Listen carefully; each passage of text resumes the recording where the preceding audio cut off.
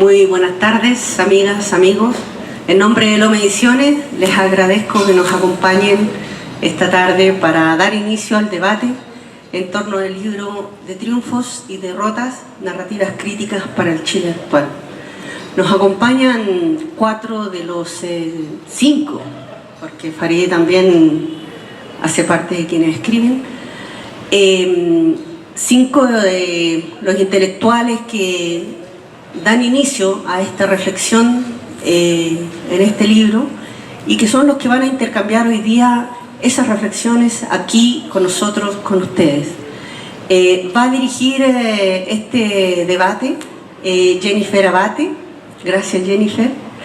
Y bueno, a mí solo me cabe darle la bienvenida, agradecerles a ustedes, agradecerle a quienes han aceptado esta invitación y agradecer a Farideh, que es quien ha hecho de editora, animadora y compiladora de este trabajo. Y nada, gracias, y voy a dejar con la palabra entonces a Farideh Serrano.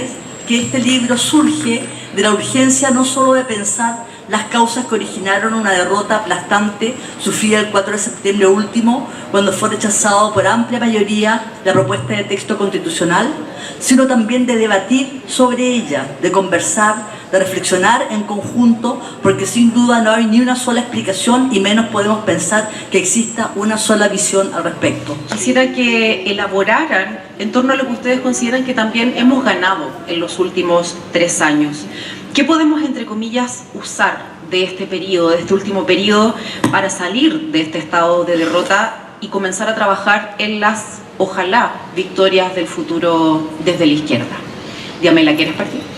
Personalmente pienso, y es un riesgo, porque efectivamente se puede estar equivocada, es que hubo una elitización semejante en otra dirección a la elitización de los partidos. Creo que esta elitización alcanzó también a movimientos, alcanzó, digamos, a lugares menos poderosos, pero que tenían un otro poder. Y eso provocó una confianza excesiva en algunas materias relacionadas, digamos, con el universo identitario, ¿no? Y que esas materias no tenían una conexión con las comunidades a las cuales se buscaba dialogar y ojalá emancipar. Pienso que eso no ocurrió y por eso podemos ver el resultado que vemos, ¿no? Que fue en cierto modo catastrófico en aquellos lugares a emancipar, ¿no? Estoy pensando en el tema del agua, en el tema, digamos, mapuche y las comunidades, más allá que todo sea explicable. Todo tiene una explicación, pero no se suspende la paradoja, ¿no? Hay una paradoja que tenemos que seguir mirando. Entonces, ganamos una propuesta maravillosa que yo creo que hay que defenderla, que no es de la coyuntura del apruebo y del rechazo, y menos de esta coyuntura que hoy día está, pero nos permite pensarnos este Chile en el siglo XXI. Si el proceso constituyente tuvo la valoración internacional que tuvo, fue porque fuimos capaces de instalar los temas del siglo XXI, la paridad, los derechos de las mujeres, los escaños reservados, la defensa de la madre naturaleza, hacer una democracia ampliada, ya no de la élite, sino de todos los pueblos. Y eso es, yo lo sigo pensando, que sigue siendo la propuesta del futuro de nuestros movimientos. No quiero terminar esta intervención sin destacar 2 cosas.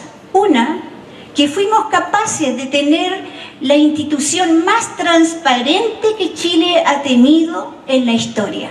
Y esa fue la Convención Constitucional, que cumplió con alto estándar de transparencia. Ahí todo se comunicó, todo se supo y nada se ocultó. Ese es un punto. Y el segundo punto, que además fuimos capaces de llegar a acuerdo de 2/3 por diálogo democrático. Nadie se le impidió que se expresara, pero también los que votaron, los 2/3, lo hicimos con plena convicción porque creímos que esas propuestas las construimos entre las diferencias que allí estaban. En mi opinión, en el sentido inmediato, a mi juicio es clarísimo. La mayoría o muchísima gente votó contra la Constitución para no perder la vivienda, para que no se fragmentara el país, para que no le robaran sus fondos previsionales, etc. Eso, sin embargo, no es una explicación de la derrota. Porque la pregunta siguiente tiene que ser, ¿por qué toda esa campaña fue eficaz? O sea, ¿por qué los mismos que vienen diciendo eso respecto de cualquier paso que se da en la dirección correcta, lo vuelven a decir, y esta vez ellos, por alguna razón, esa campaña no es víctima de la desconfianza? O sea, ¿por qué esa campaña fue creíble? Esa creo yo, es la pregunta. Y cuando la pregunta es por qué la campaña fue creíble, yo creo que ahí hay que mirar a la manera en que se condujo el proceso constituyente, la manera en que se desarrolló la Convención Constitucional. Ahí hay una responsabilidad por eso, por hacer creíble una campaña de desprestigio que se fundaba en cosas que eran trivialmente falsas. El proceso constituyente es en sí mismo una victoria.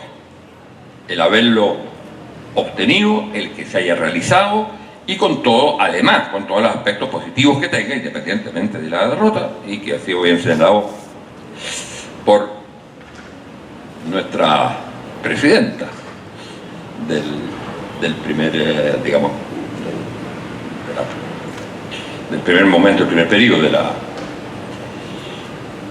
de la convención.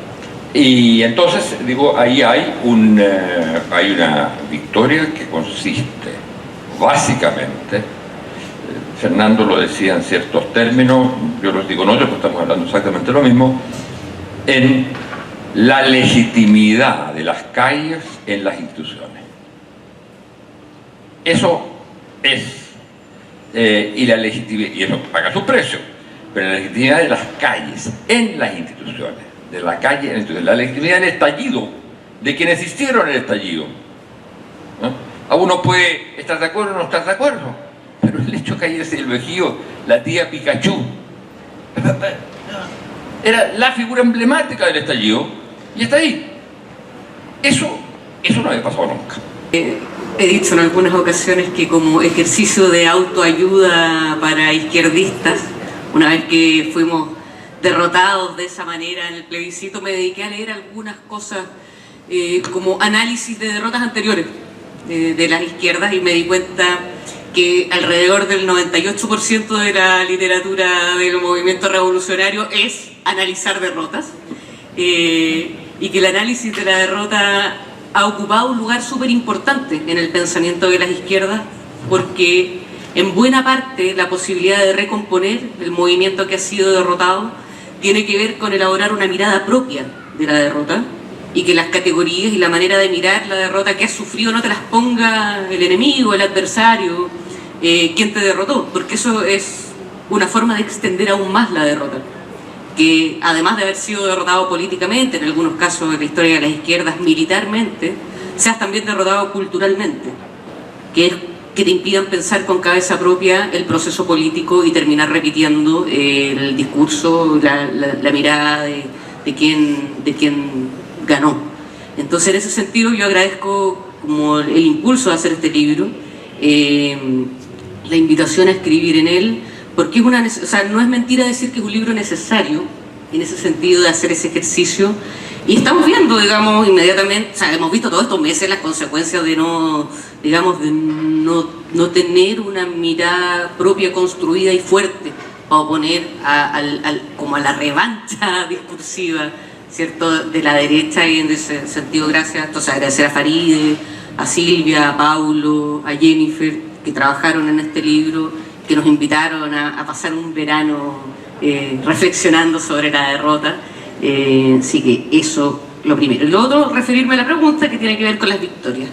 Y me parece que en este ejercicio de lectura, de análisis de derrotas pasadas, creo que los intelectuales del movimiento revolucionario, el movimiento de trabajadores, han sido bien enfáticos en algo. Si las derrotas son muy contundentes es porque la lucha fue muy fuerte también. Y si estamos viviendo una derrota que ha sido quizás la más importante, digamos, de estos últimos 30 años, es porque también el nivel que alcanzó la lucha social en el ciclo, digamos, del 2019 fue muy alta, digamos. Y veníamos, por supuesto, de un ciclo como de ascenso de luchas contra el neoliberalismo desde el 2000 en adelante, pero el momento nos sorprendió a todos vernos, digamos, ser parte de esa fuerza que se expresó en las calles. Y bueno, la derrota fue proporcional también a esa fuerza que se expresó ahí. Entonces, una primera victoria, yo diría, es esa experiencia social que va a quedar en la memoria social, que es la experiencia de la fuerza, o sea, de lo que pueden los cuerpos en las calles. Y que fue ese movimiento con todos sus límites también, producto de que no hay un sujeto articulado aún, pero pudo romper los cerrojos que no habíamos podido romper en 30 años. O sea, como acabar con la Constitución de Pinochet había sido nuestro sueño eterno durante la transición y nunca había habido la fuerza suficiente como para hacerlo. Y chocamos como con esa pared de hormigón armado en reiteradas ocasiones durante estos 30 años. Y bueno, si le logramos sacar, digamos, a la derecha el tener que, digamos, dar los votos para un proceso constituyente, bueno, fue por la envergadura de ese movimiento, si no, no hay cómo. Y eso, además de una victoria, es un aprendizaje, que sin esa fuerza, y sin la fuerza popular, es imposible. O sea, no hay izquierda sin fuerza, y esa fuerza se construye, no preexiste, y creo que la derrota también fue una comprobación de que no hemos construido la fuerza suficiente, no hemos acumulado la fuerza suficiente.